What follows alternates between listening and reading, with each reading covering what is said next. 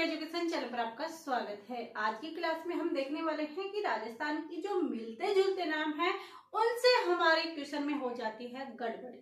तो ये हमारी है राजस्थान के मिलते जुलते नाम, अब होनी नहीं चाहिए आपकी क्वेश्चन में गड़बड़ी।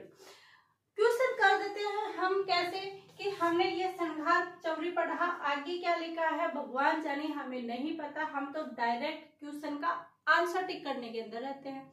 और यदि इन कंफ्यूजन के अंदर ये होता है जिसका आंसर हम एग्जामिनर पता है कि हमारा माइंड कैसे चलेगा, एग्जामिनर को पता है कि हम संघार चौरी देखते ही हम तो सबसे पहले क्या कर देंगे, चित्तौड़गढ़ क्लिक कर देंगे।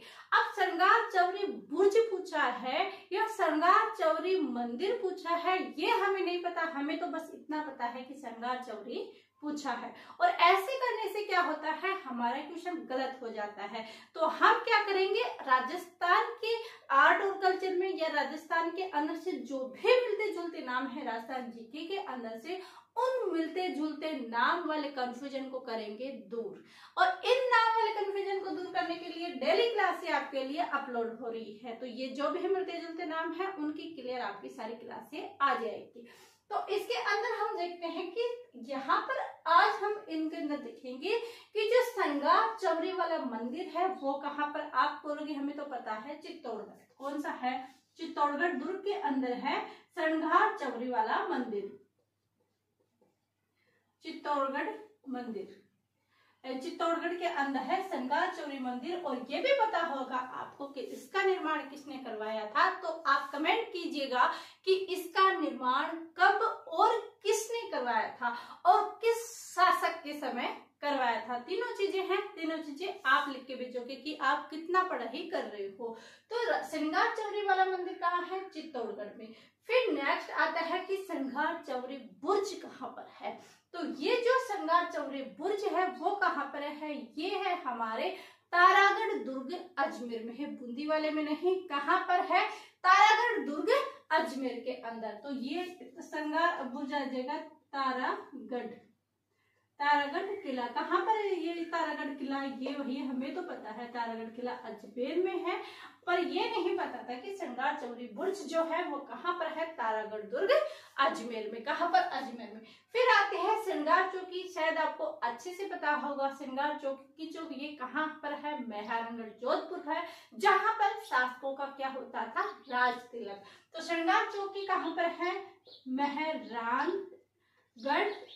ये मेहरानगढ़ कहाँ पर है, जोधपुर। कहाँ पर है ये, जोधपुर, जोधपुर के अंदर है। और कैसा है, कागमुखी है। कैसा है, कागमुखी है। ये कौन सा है, मेहरानगढ़ जोधपुर। किलकिला शंभू ये तोपे भी कहाँ पर है, मेहरानगढ़ जोधपुर के अंदर। ये चीजें यहाँ पर हो गई। अब आता है कि कचहरी का किला, कचहरी का भवन और हमीर की कचहरी, ये तीनों चीजें यहाँ पर कचहरी शब्द है। अब कचहरी के अंदर हमने एक चीजें तो देख ली होगी, लेकिन हम तो क्या करते हैं, कचहरी शब्द पढ़ा, आगे हमने आंसर कर दिया। कचहरी भवन पूछा है, कचहरी किला पूछा है, ये हमें नहीं पता। तो इसके अंदर आप देखिए जो कचहरी का किला है ये कहाँ है, ये है लोहागढ़। और ये लोहागढ़ कहाँ पर है, भरतपुर में। कहाँ पर है, भरतपुर में। इस लोहागढ़ भरतपुर में 3 मंजिला महल है, 3 मंजिला महल है, 3 मंजिला महल है। और इस महल का जो निर्माण करवाया था वो निर्माण किसने करवाया था, बलवंत सिंह ने। किसने करवाया था, बलवंत सिंह ने। तो ये हमने देख लिया कि कचहरी का किला कहाँ है, लोहागढ़ भरतपुर में है। और ये 3 मंजिला महल है, इसका निर्माण किसने करवाया था, इसका निर्माण करवाया था बलवंत सिंह ने। एक कचहरी तो हमने पढ़ लिया, दूसरी हमने तो पढ़ा नहीं। कचहरी का भवन क्या है, तो कचहरी का भवन है ये भी कहाँ पर है, तारागढ़ अजमेर में।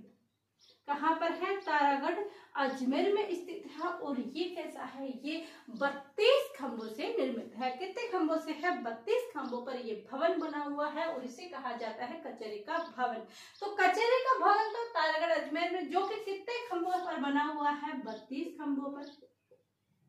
दूसरा हमने देखा कचहरी का किला लोहागढ़ भरतपुर में है, जो 3 मंजिला भवन है जिसका निर्माण बलवंत सिंह ने करवाया था। और हमीर की कचहरी, तो हमीर कहाँ का शासक था, तो ये कहाँ का था, रणथंभौर। तो रणथंभौर के किले में क्या था, यहाँ पर हमीर की कचहरी थी। तो हमीर की कचहरी तो हमें अच्छे से आता है कि भाई हमीर कहाँ का शासक था, हमीर रणथंभौर का शासक था। तो रणथंभौर के दुर्ग में ही कचहरी है। तो रणथंभौर का जो किला है, रणथंभौर का दुर्ग है, वहीं पर क्या स्थित है, यहाँ पर हमीर की कचहरी स्थित है। तो कचहरी में तीनों पॉइंट आपके क्लियर होने चाहिए।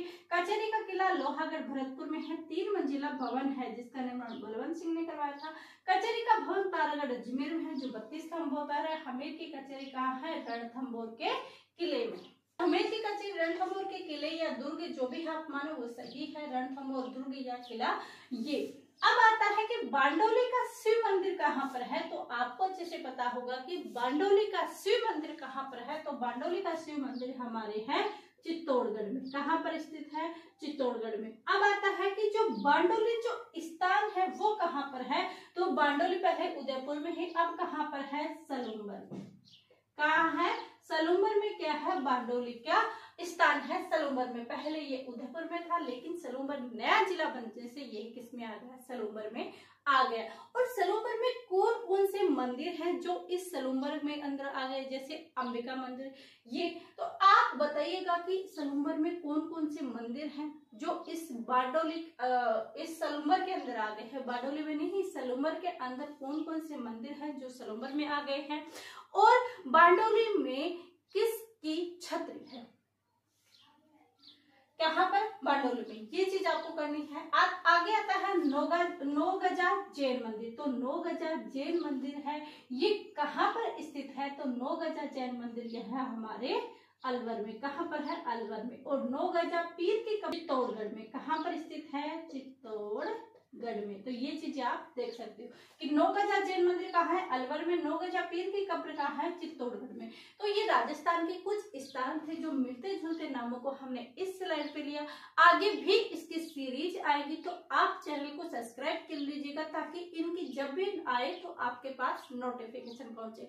और ये आपको कम बहुत लग रहे होंगे, लेकिन एग्जाम में बहुत इंपॉर्टेंट है। यहाँ से क्वेश्चन इसलिए इम्पोर्टेंट है क्योंकि ऐसी चीजें जब हमारे आंखों के सामने आ जाती है तब क्वेश्चन गलत नहीं होता। लेकिन यदि हमारे आंखों के सामने नहीं आती है, हमें तो सिर्फ एक ही चीज का पता है, दूसरे का नहीं पता है, और एग्जाम के प्रेशर से क्या करते हैं, हम पूरे क्वेश्चन को पढ़ नहीं पाते। यदि पूरे क्वेश्चन को पढ़ते हैं और फिर भी उसमें समझ में नहीं आता, हम ये सोचते हैं कि शायद मिसप्रिंट हो गया होगा, तो यही आंसर होगा। इस वजह से हम क्या करते हैं, हमारे जो एक क्वेश्चन पढ़ा है उसी को सही कर देते हैं। कंपटीशन लेवल बहुत ज्यादा बढ़ गया है, कंपटीशन बहुत ज्यादा हो गया है।